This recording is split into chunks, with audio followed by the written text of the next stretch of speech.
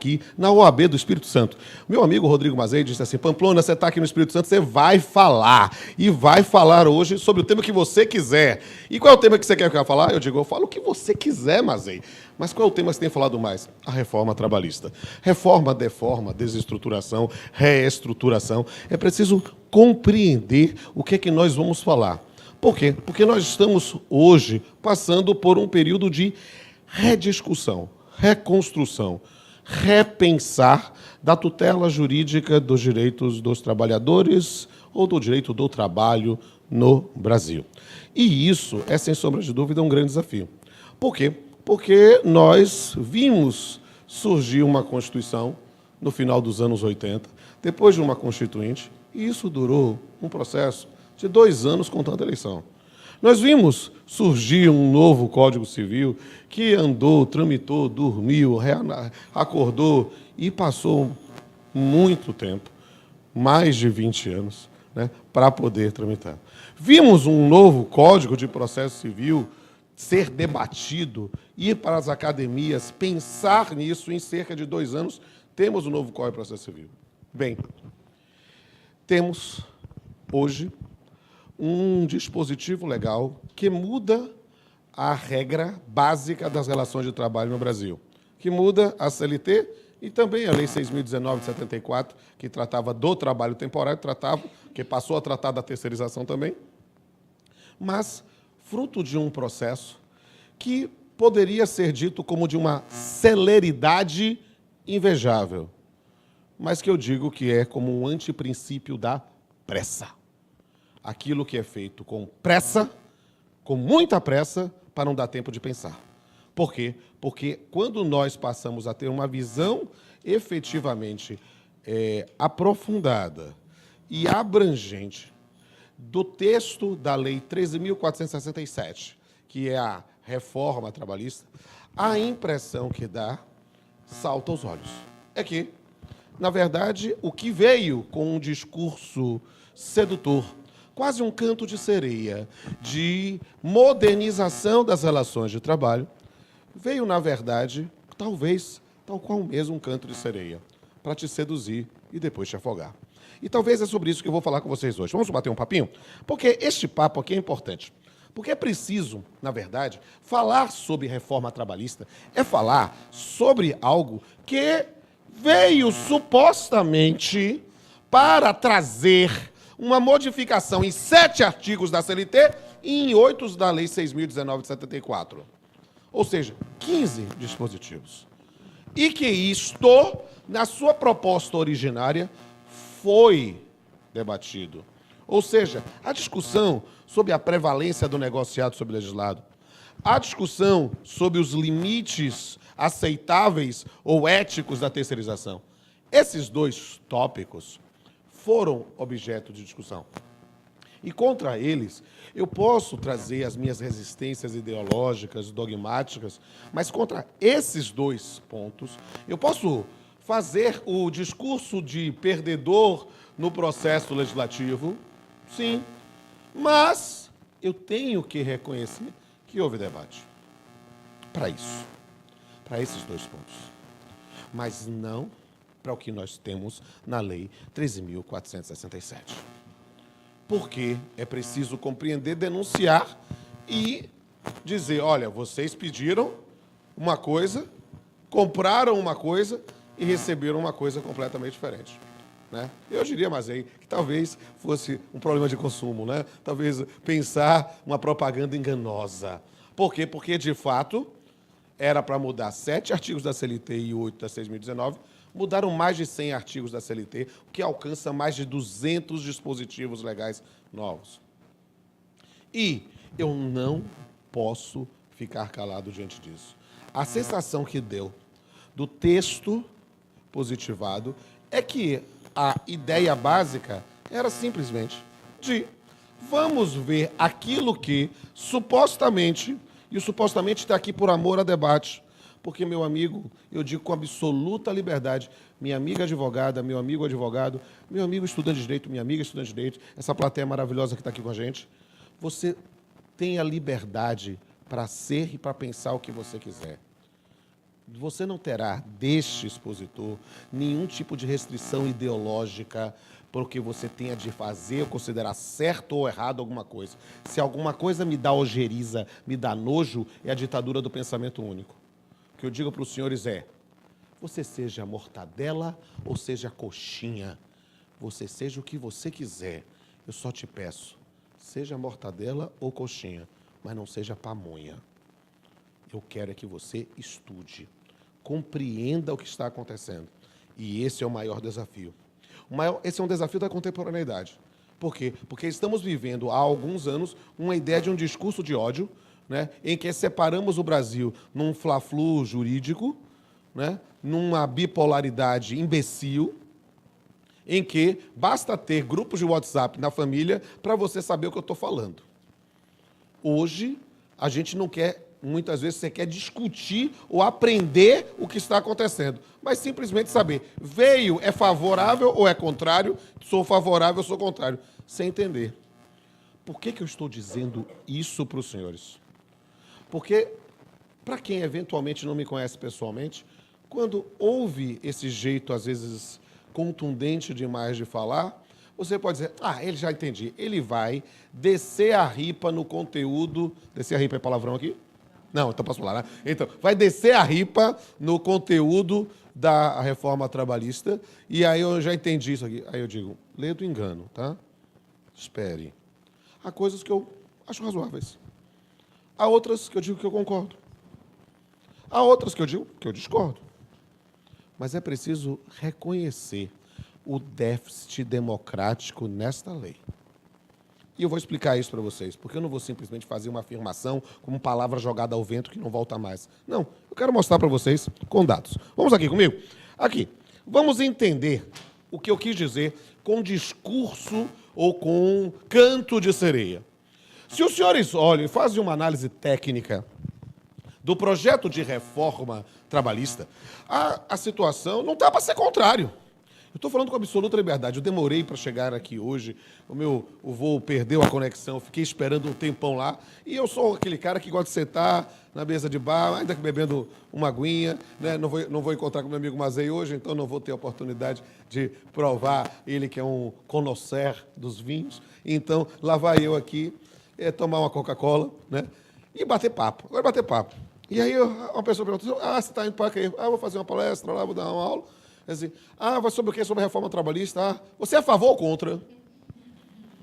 Sabe, quando a pessoa já pergunta para mim, eu não pergunto o que é que eu acho, o que é que eu achei do Instituto tal, o que é que eu acho... Não, você é a favor ou contra? Por quê? Porque isso acaba delimitando o território. E para saber se vai ter debate, se vai ter briga, se vai ter muxoxo. E eu digo com absoluta liberdade. Pensando no discurso institucional, eu estou falando aqui, obviamente, na exposição de motivos do PL 6787 de 2016, apresentado pelo senhor Presidente da República.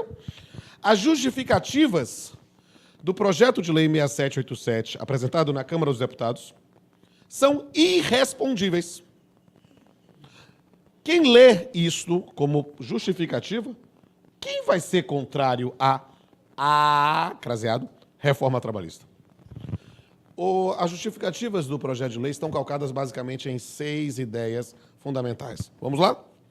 A primeira, aprimorar as relações de trabalho no Brasil. Quem, em sã consciência, pode ser contrário a aprimorar relações de trabalho no Brasil? Só se eu, algum louco? Não, ninguém. Não, todo mundo é favorável. Vamos aprimorar? Ótimo. Aprimorar o quê? Daqui a pouco a gente conversa. Atualizar os mecanismos de combate à informalidade da mão de obra. Meu Deus, é tudo que um justnaturalista mais quer. Ou seja, que não fique mais contratando sem a formalização, que não fique mais explorando mão de obra infantil, que não fique mais pensando em trabalho escravo. É tudo o que eu quero. Pensar em combater a informalidade da mão de obra. Ótimo. Regulamentar o artigo 11 da Constituição Federal. O artigo 11 da Constituição Federal é a que trata da representação dos trabalhadores na empresa. Eu tenho um preceito constitucional que não estava regulamentado há muito tempo. Eu vou ser contrário à regulamentação disso? Em sã consciência, não. 4, aí, para Mazei, que como eu é poliamorista ou bifronte, né? Ele é do civil e do processo civil, e eu sou do civil e do trabalho, né? Nós que temos mais de 2 amores, talvez, né? Está lá, reduzir a judicialização das relações de trabalho. Esse alguém pode ter alguma ressalva, mas pensando com pureza d'alma, pensar em que nós queremos, quase poliana menina, jogo do contente, né? Olha, o que é que pode ser a ideia de diminuir a litigiosidade? Ah, que ótimo. Ter mais paz na relação de trabalho? Que maravilha. Ter mais paz nas relações jurídicas de direito material? É tudo que um processualista mais quer, para que se discuta efetivamente a forma de se resolver problemas. E F, atualizar a Lei 6.019, que trata do trabalho temporário, e isso já vindo num quase consenso democrático habermasiano, de que se era para regulamentar a terceirização no Brasil, que se fizesse de forma abrangente, né, para apegar a nossa primeira previsão legal específica de terceirização, que era justamente o trabalho temporário. Então, esses 6 tópicos do projeto de lei originário eram, por si só, algo que não tinha como ser contrário. Era algo que dá para fazer uma senhora campanha institucional. Aí a gente começa a entender. Esse projeto de lei foi apresentado pelo senhor presidente da República no dia 23 de dezembro de 2016. Leia-se no meio do recesso parlamentar, né? Ou seja, já perto do Natal. O primeiro ato relevante da tramitação, fora os aspectos formais dentro do Congresso Nacional, foi em 10 de fevereiro, né, porque nós tínhamos o recesso parlamentar, quando foram apreciados pedidos de audiências públicas, né, com a participação de ministros do TST, né, da ANAMATRA, de várias entidades representativas do trabalho no Brasil, para discutir o projeto de lei, que originariamente tratava de 7 artigos da CLT e 8 da Lei de Trabalho Temporário. Aí o que é que acontece? Quando viu a grita e o debate, e vou dizer mais, o confronto, muitas vezes de natureza ideológica, decorrente talvez desse momento político que está durando tempo demais no Brasil, né, de confronto, de bipolaridade, era preciso acelerar a reforma trabalhista. Pelo que você vai dizer que aceleraram para tentar desviar o foco de outras discussões? Não importa. Bismarck dizia, se nós soubéssemos como são feitas as leis e as salsichas, nós nunca nos valíamos delas. E talvez essa ideia fundamental possa ser compreendida a partir desse momento. Porque a partir de abril foi uma sequência de pequenas batalhas para a tramitação da reforma trabalhista. Vou dizer os principais pontos de confronto. Dia 18 de abril, pediram urgência, fizeram o pedido formal. Desculpe. Fizeram um pedido formal de urgência de tramitação e ele foi rejeitado no dia 18 de abril. No dia 19 de abril, ele foi aprovado. É isso mesmo. Você ouviu bem. Isso não é erro de gravação. É isso mesmo. Entraram com o pedido, rejeitaram. Como rejeitaram, no dia seguinte apresentaram de novo e aprovaram. Então, a lógica de imaginar para que serve o Poder Legislativo começa a surgir nesse momento. Por quê? Porque uma semana depois, no dia 27 de abril, quando viram a grita que estava acontecendo, o senhor deputado Rogério Marinho, relator na Câmara dos Deputados, apresenta um projeto, um relatório, eram 7 artigos da CLT, 8 da Lei 6.019. Esse projeto recebeu tantas emendas que, de repente, ele resolve modificar 200 dispositivos. 200 dispositivos. Basicamente, O projeto original tratava da prevalência do negociado legislado, discussões sobre direito coletivo do trabalho com reflexos nas relações individuais e a discussão sobre terceirização, ou seja, uma questão da estruturação produtiva do ponto de vista individual. Ponto. O parecer trata de direito individual, direito coletivo, direito administrativo do trabalho, direito processual do trabalho. Trata de tudo. Fez-se uma nova CLT. Diziam lá, CLT, consolidação das leis do trabalho. Agora, a consolidação das leis de Temer. Por quê? Porque nesta madrugada de 27 de abril é aprovado a toque de caixa por 296 votos a 177 o PL 6787. E os senhores podem verificar isso. O senhor está vendo o vídeo nesse momento, né? Aí você dá uma pausa, puxa aí no seu monitor, bota lá no meu canal no YouTube, bota canal Pamplona no YouTube, vai aparecer lá, debate sobre reforma trabalhista. Nessa época, eu lancei uma campanha dizendo assim, olha, meu amigo, pode vir ou pode não vir, o que quer que seja, mas você precisa saber o que está sendo discutido. E eu gravei vídeos, não foi somente eu, aqui o próprio Bezerra Leite gravou, aqui do Espírito Santo, mas eu recebi vídeos do Brasil todo, com Otávio Calvé, Wólia Bonfim, vários colegas de vários campos, de vários cursos, de várias partes do país, explicando o que foi colocado, de repente, foi inserido, foi inserido no relatório de um projeto que não tratava da matéria. E aí a gente começou a explicar, gente, ó, pode aprovar, tá? Mas pelo menos debata, saiba o que vocês estão discutindo.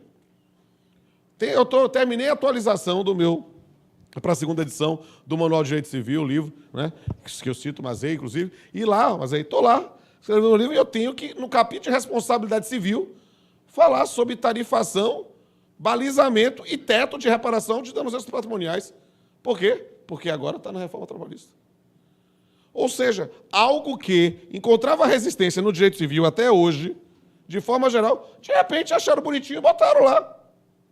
A impressão que dava era assim, reuniu a galera, vamos fazer assim, reuniu a galera e disse, alguém tem alguma queixa aí da Justiça do Trabalho? Alguém tem alguma queixa aí? Você já foi condenado em alguma coisa? Tem alguma coisa? Vem cá, você acha alguma... Ah, não, então botar isso aqui, vem cá. Você quer fazer alguma coisa? Ah, tem um negócio de empregado outdoor, revoga esse negócio. Tem um negócio aí de hora nitina, revoga esse negócio. Tem um negócio de outra atividade, revoga esse negócio. A impressão que deu... Ah, é um absurdo, uma vez me condenaram, disseram que eu era revel porque meu preposto não era advogado. Ah, então agora meu preposto não era empregado. Opa, agora então o preposto pode não ser empregado. A sensação que deu foi essa. Para quem, como eu, não está mais contando história, mas sim é testemunha da história, eu vi como determinadas coisas foram construídas na jurisprudência trabalhista. E eu estou dizendo com absoluta liberdade, só para antecipar, porque é um mundo, eu posso dar um curso, eu dou curso de 10 aulas só sobre a reforma trabalhista. Eu vou dar aqui uma visão geral, uma van premiere. Mas perceba que, por exemplo, na parte processual, que é uma parte que talvez não vai dar, eu sempre defendi a ideia do animus defendendi, a ideia de que está lá o advogado constituído, mas o preposto não veio. Ah, eu recebo a defesa, mas declaro não a revelia, mas sim digo que o vídeo é confesso, do ponto de vista fático. O TST entendeu que não era assim. Editou uma orientação jurisprudencial, a 74, dizendo que mesmo assim era revelia. Pronto, agora não é mais revelia. A sensação que deu para quem é milita, e vocês que estão me vendo aí no vídeo, e o pessoal que está aqui na plateia, todos comportadinhos aqui, ó, estão todos bonitinhos, estou achando engraçado, ninguém faz barulho aqui. É uma aula muito legal para fazer. O pessoal que é mais educado lá, eu estou acostumado com o pessoal com bagunça, sabe? Eu sou baiano, né? Eu vou dançar um pouquinho aqui. Né? Então, nesse ponto, baiano não nasce, estreia, né? Eu estou me contendo, eu estou aqui, um bom menino comportado. Mas é preciso entender, não se preocupe, bota o bezerrinha para cantar e eu vou dançar. E aí, nesse ponto, você apresenta o projeto de lei, dia seguinte o pessoal faz uma greve geral, todo mundo viu essa greve geral, dia 28 de abril, só que nem fez cócega. No mesmo dia 28 de abril já apresentaram o projeto aprovado na Câmara dos Deputados como um novo projeto no Senado, PL 38 de 2017, tramitou, foi aprovado o parecer na ação de assuntos econômicos dia 6 de junho. Dia 20 de junho, aquele momento de resistência, a Comissão de Assuntos Sociais rejeita o parecer? Não importa, não importa. 8 dias depois, a Comissão de Constituição e Justiça aprova. E aí, dia 11 de julho, é aprovado. Para quem acompanhou efetivamente o processo de tramitação legislativa, há momentos que a gente chega a ficar envergonhado. Porque a gente viu senadores na tribuna dizendo: não se preocupem, podem aprovar isso, que o presidente Temer já garantiu que vai vetar e vai fazer uma medida provisória para disciplinar melhor. Eu não sei se é talvez o entusiasmo pelo projeto, mas estavam terceirizando a atividade legislativa.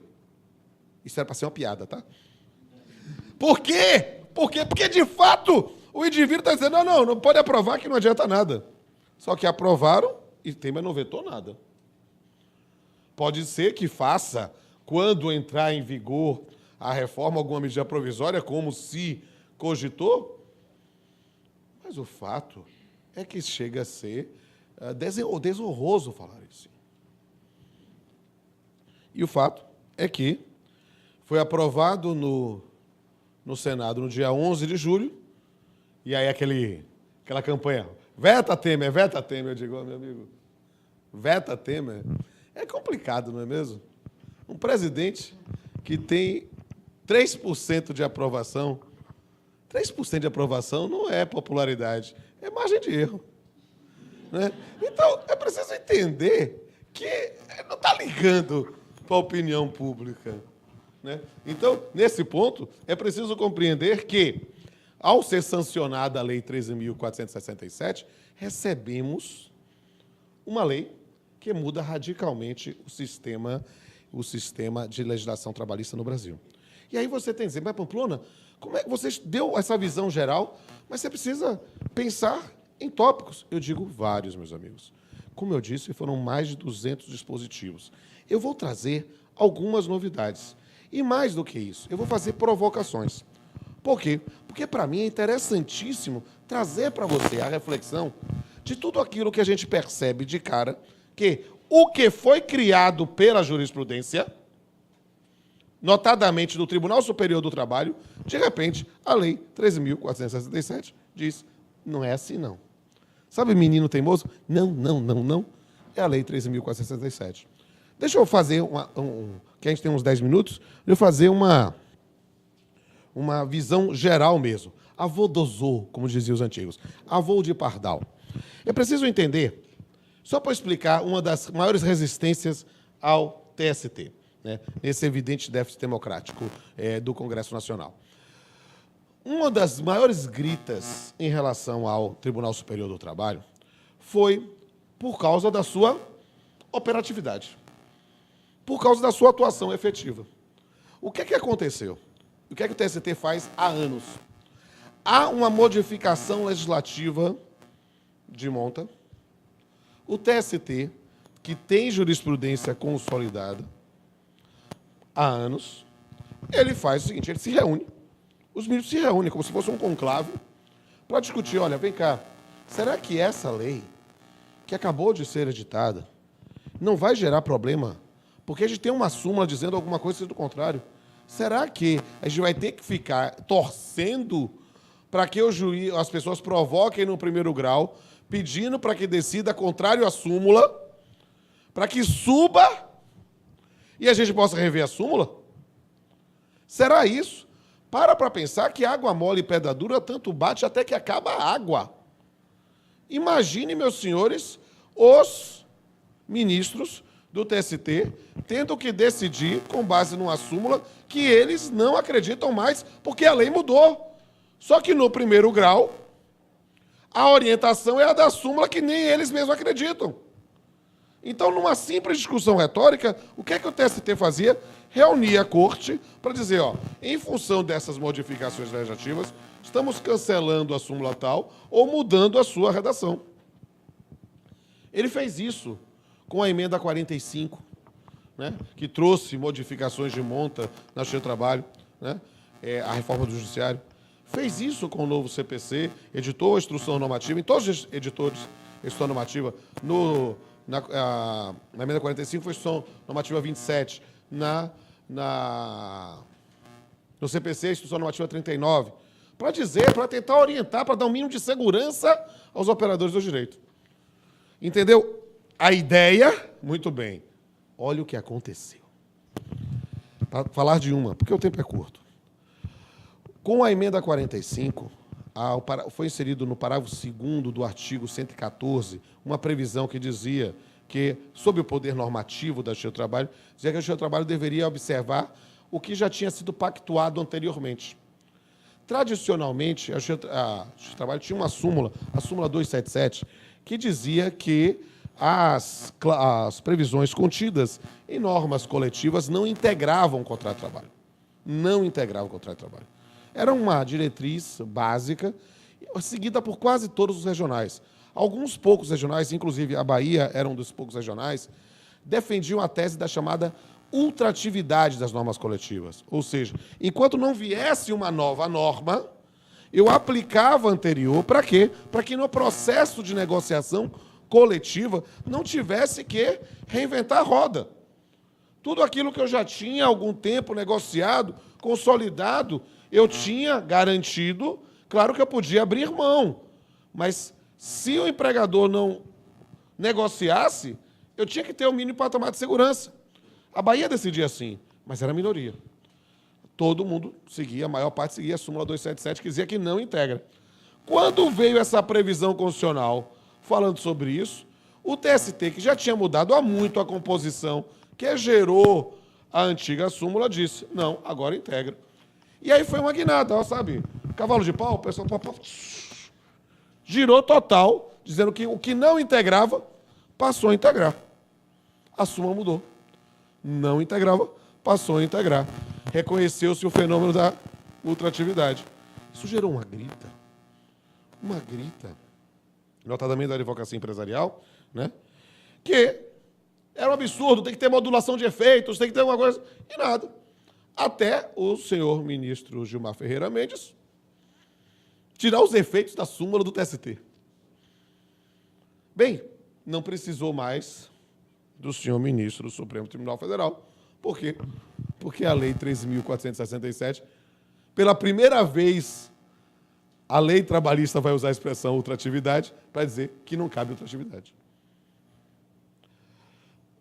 Esse é um exemplo lá em direito coletivo. Tem muito mais. Eu posso trabalhar e eu vou fazer um voo de pardal, já que o tempo é curto. O que é que você precisa saber efetivamente de grandes mudanças no texto? É preciso compreender sempre com essa diretriz. Se o TST decidir de uma forma, cuidado, há uma possibilidade de ter mudado. Por quê? Porque dentro dessa linha de dizer TST, você não pode ficar mudando mais, até no campo das fontes do direito do trabalho, houve mudança. Olha só, para Mazei, que é um grande processualista, pense isso, se isso seria aceitável para o STJ, ou para os TJs do país todo, ou para os TRFs do Brasil todo. Está lá escrito agora, no parágrafo 2º do artigo 8º da CLT. Súmulas e outros enunciados da jurisprudência, editados pelo TST e pelos TRTs, não poderão restringir direitos legalmente previstos, nem criar obrigações que não estejam previstas em lei. A pergunta que não quer calar. É função dos tribunais ficarem criando direito a todo? Não, isso é do Poder Legislativo. E eles ficam fazendo isso a rodo, a bel prazer? Não. O que eles fazem são a interpretação da disciplina normativa de determinados institutos, dando interpretações ampliativas ou restritivas em função de preceitos normativos do sistema. E, em função disso, reconhece-se determinados direitos ou não, muitas vezes decorrentes da boa-fé objetiva, de cláusulas acessórias, que a gente faz isso. Agora, em tese, a gente não pode. Em tese, a gente não pode. Agora, só quem não pode são os tribunais trabalhistas. Porque o STJ pode, o TJ pode, o TRF pode. Isso nessa resistência ao Poder Judiciário. Aí vocês não, é porque eles mudam muito fácil a jurisprudência, como eu expliquei o que fazer. Bem, então vamos criar agora um dispositivo para que eles não mudem a jurisprudência fácil. Criar um dispositivo que, se for levado na literalidade como mando, a jurisprudência não pode ser mudada nunca. Mas aí, talvez você não tenha lido isso aqui, porque isso é algo que dá síncopes. Imagine que o Tribunal Pleno do TST queira mudar uma súmula. Olha como é que ele pode mudar. É o novo artigo 702, inciso 1º, a linha F. Vai dar aula de processo civil. Estabelecer ou alterar súmulas e outros enunciados da jurisprudência uniforme pelo voto de pelo menos 2/3 de seus membros. Tudo bem até aí. Um quórum qualificado, sem nenhum problema. Razoabilíssimo. É para alterar, 2/3 de seus membros, caso a mesma matéria já tenha sido decidida de forma idêntica, por unanimidade, em no mínimo 2/3 das turmas, 9 turmas do TST, 6 turmas, né? Em pelo menos 10 sessões diferentes, em cada uma delas, podendo ainda, por maioria de 2/3 de seus membros, restringir os efeitos ou decidir que ela só tem eficácia. Modulação de efeitos. É isso mesmo.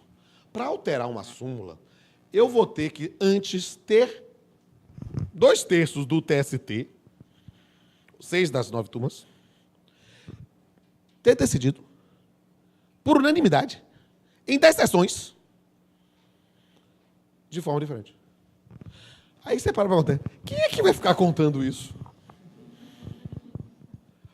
Vai ser assim, vai ser time, gente, sabe aquela coisa assim? Estamos há 10 dias sem acidentes. Aí, gente, hoje nós decidimos de forma diferente. Anota aí, viu? Na próxima tem que ter de novo uma decisão. E vem cá, se você tem 10 casos, faz o seguinte, não bota na pauta tudo junto. Você bota só uma, porque aí decidiu de forma diferente. Aí na segunda, você bota de novo. Na terceira, você bota de novo. E fazer isso. Só que aí não adianta. Você tem que combinar com os russos primeiro. Não tem que combinar. Por quê? Porque ao fazer isso, você tem que avisar. Gente, eu estou decidido assim. Você tem que procurar também. Já convenceu? Ou seja, se queria estabilizar a jurisprudência, conseguiram mais, cristalizaram.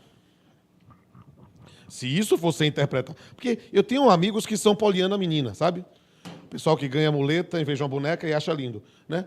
Porque eles olham, todo mundo lê, eu tenho uma filha adolescente, então eu li para ela. Menina. Então, perceba, eles dizem, não, os tribunais vão modular essas coisas.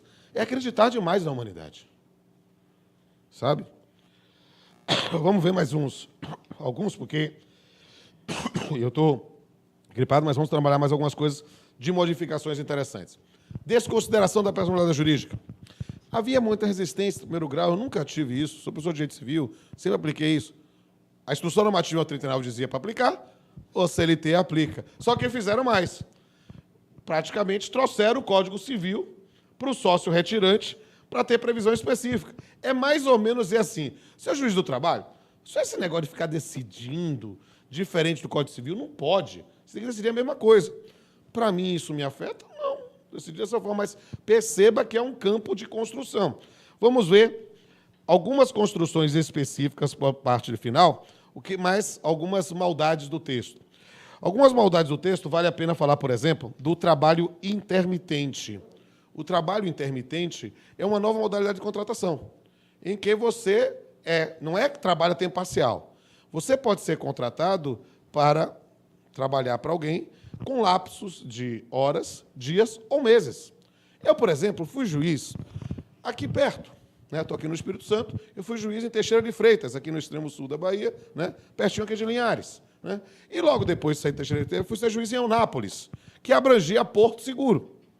Quando eu era juiz de Porto Seguro, a coisa mais comum para mim era encontrar o pessoal de trabalho sazonal, pessoal que vinha de outro país ou de outro estado, ia vender capeta lá na Passarela do Álcool, lá na Arraial da Ajuda. Né?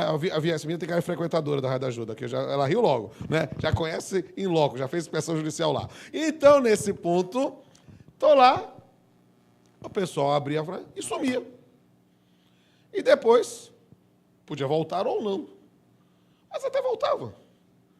Ele fazia uma atividade empresarial de novembro a fevereiro e voltava em novembro do ano seguinte. Ele agora pode contratar empregados de novembro a fevereiro e dizer, ó, não vou despedir vocês não, a gente se encontra em novembro. E eu viro como? Vocês, olha, você é um trabalhador intermitente. Você pode ficar aí meses sem ser convocado. Eu vou lhe convocar em novembro. E, obviamente, poderia sumir e nunca mais voltar. E acabou as parcelas decisórias até isso. São construções que alguém diz, pensando, não, mas isso é para o garçom de final de semana, que finalmente vai poder ser contratado, ter proteção da Previdência Social. Desculpe, bullshit. Não faz sentido, porque ele já poderia ser contratado desde já. E, na verdade, eu digo assim, meio trompeta do Apocalipse, o cara vai continuar sendo contratado como prestador de serviço autônomo, porque ele não era contratado como prestador de serviço autônomo porque o empregador era mau ou algo do gênero. Não, é porque é mais barato. E o trabalho tempo parcial, por mais barato que possa parecer, vai ser com uma formalização um pouquinho maior do que a prestação de serviço que o cara simplesmente dá um recibo. E aí o indivíduo, não, mas pelo menos eu posso ter outra coisa. Qual é o preço? As maldades inseridas? Algumas maldades no texto. Se inseriram, por exemplo, dizendo, vamos acabar com a burocracia ou o império dos sindicatos. Aí acabou a ideia da homologação da rescisão. Aí o pessoal diz, porque a homologação da rescisão é um negócio burocrático, os sindicatos ficavam emperrando para ver se ganhavam a multa, aquela coisa assim. Beleza, ótimo, acabou. Você agora pode fazer recibo de quitação na própria empresa. Desculpe, eu sou juiz há 22 anos, né? Eu já fiz inspeção judicial e já mandei arrombar armário em que eu achei desde pedido de demissão, termo de rescisão, recibo de salário em branco. Aqui pertinho. E essa realidade existe até hoje. Por quê? Porque não dá? Não tem? Não quer? Tem quem queira. A lógica do tem quem queira, da imaginar a lei de oferta e da procura, de demanda, era o discurso com o qual o direito do trabalho ia contra. Porque o direito do trabalho sempre foi o contradiscurso da lei da oferta e da procura. Era preservar um patamar civilizatório mínimo de dignidade. As pessoas, às vezes, veem as distorções de pedidos que possam ser desarrazoados para pensar que é a regra, quando a esmagadora maioria das situações dos pedidos no seu trabalho continua sendo de verbas rescisórias e horas extraordinárias. Você tem uma indústria do dano moral? Criar não uma tarifação, é preciso usar a expressão técnica, mas sim tetos e faixas para pensar em reparação por danos morais. Até naquilo que parece bonzinho, por exemplo, na equiparação salarial, dizendo que não se pode ter nenhuma distinção salarial por sexo, etnia. Trouxeram o quê? Se tiver uma situação, vai ter uma multa de 50%, né? Ou até 2 salários do teto. Aí alguém diz assim, tem uma multa, então você vai estar tarifando uma reparação para não ter reparação por danos morais, se for discriminado? Perceba que há muitas coisas do universo. Nós, na Justiça do Trabalho, criamos as horas in itinere, não para o empregado ganhar 2 horas extras a mais, mas para o empregado trabalhar, porque ele tem a sua energia à disposição, desde o momento que se coloca à disposição do empregador. Se ele tinha que estar 8 horas lá, mas ele precisa de 1 hora para ir, 1 hora para voltar, porque não tem outro jeito, era para ele não trabalhar, ficar 10 horas, era trabalhar 6 horas. Já que 1 hora ele estava lá, porque a construção era essa. Virou pedido de dano de horas extras, porque aí é a noção de uma distorção. Mas aí fizeram, então faz isso? O que era jurisprudência virou lei. Revogaram a lei. Mas o pior, Mazei, é aquilo que nem lei era. E era a construção consolidada há anos. Por exemplo, do cargo efetivo. O indivíduo exercia a estabilidade econômica. O indivíduo exercia uma função de confiança há algum tempo. A Justiça do Trabalho, em analogia ao serviço público, a figura dos quintos, o que é que seja, né? Dizem, olha, vamos fazer, o indivíduo passou mais de 10 anos exercendo a função de confiança, o empregador pode reverter ele para a função efetiva, mas tem que, pela força atrativa do salário, a uma expectativa de ganho, continuar pagando aquele valor. Será a súmula 372. Isso não é lei. Bem, a nova lei diz, não incorpora de jeito nenhum. A lógica de diminuição, a luta por diminuição de custos, é uma luta idônea pela classe empresarial brasileira. Eu não sou o juiz do trabalho que tem raiva de empregador de jeito nenhum. Isso é uma conversa boba. E acho que a atividade básica do sistema capitalista é ganhar dinheiro mesmo. Ganhar dinheiro não é pecado, Max Weber já dizia isso. Mas é preciso compreender que o problema maior dos custos da mão de obra, deixa eu puxar aqui um negocinho aqui, porque isso está no final, dos custos da mão de obra, está efetivamente na folha de pagamento, na incidência de tributos e muito mais disso do que com o pobre dos direitos trabalhistas. Tentaram mais uma vez ir. Eu não quero ser um pessimista, mas eu estou sendo.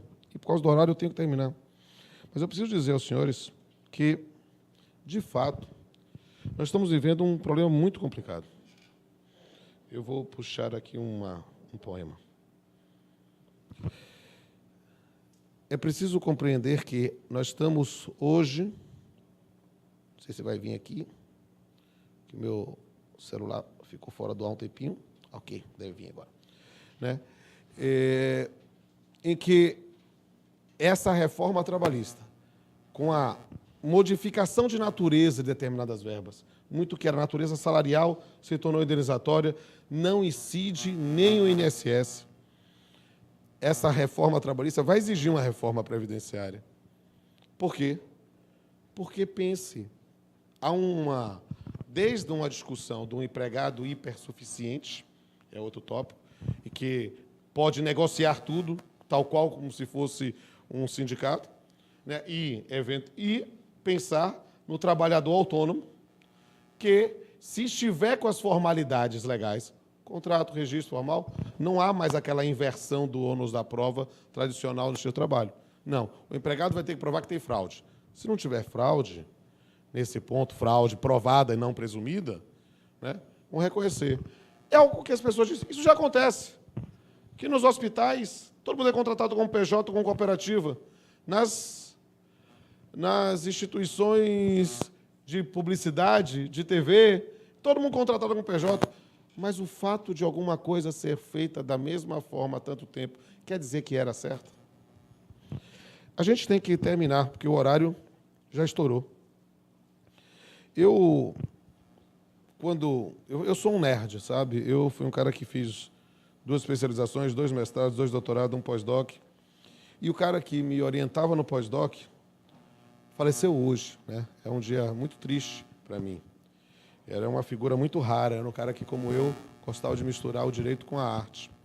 E quando eu estava fazendo meu segundo doutorado, eu escrevi um poema que talvez fosse pensado para essa reforma trabalhista.